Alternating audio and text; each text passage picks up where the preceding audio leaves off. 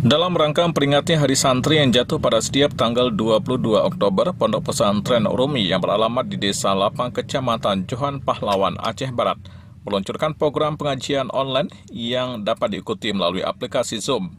Program pengajian tersebut bertujuan untuk meningkatkan peningkatan masyarakat, khususnya generasi muda, untuk mengikuti berbagai kajian Islam. Tengku Rahmat Saputra, pimpinan Dayah Rumi, mengatakan program ini memang ditujukan kepada para pemuda agar para pemuda, walaupun profesi dimanapun aktivitasnya, tetap bisa mengikuti kajian-kajian agama secara langsung melalui aplikasi Zoom atau channel YouTube Pondok Pesantren Rumi. Tujuannya ya, memang peringatan Hari Santri tahun ini terasa spesial dan istimewa. Karena kita memperingatinya di tengah-tengah pandemi memang.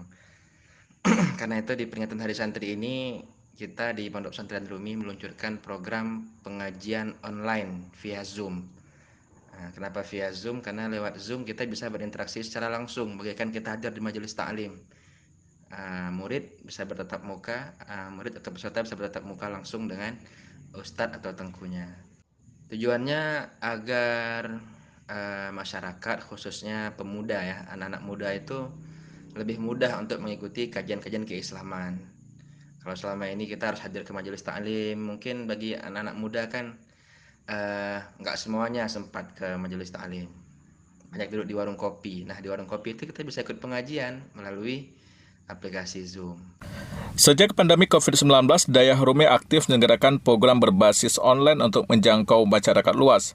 Ramadan lalu, Dayah Rumi juga telah membuat program pesantren online yang bisa diikuti oleh para pelajar melalui sosial media, seperti kelas membaca Al-Quran, kelas menghafal Al-Quran, kelas ilmu tauhid, kelas ilmu fikih, kelas ilmu tasawuf, kelas tarik, sejarah Islam, dan kelas bahasa Arab. Tidak hanya pengajian, Dayah Rumi juga sering mengadakan webinar nasional dan internasional. Dari Melavau, Aceh, melaporkan.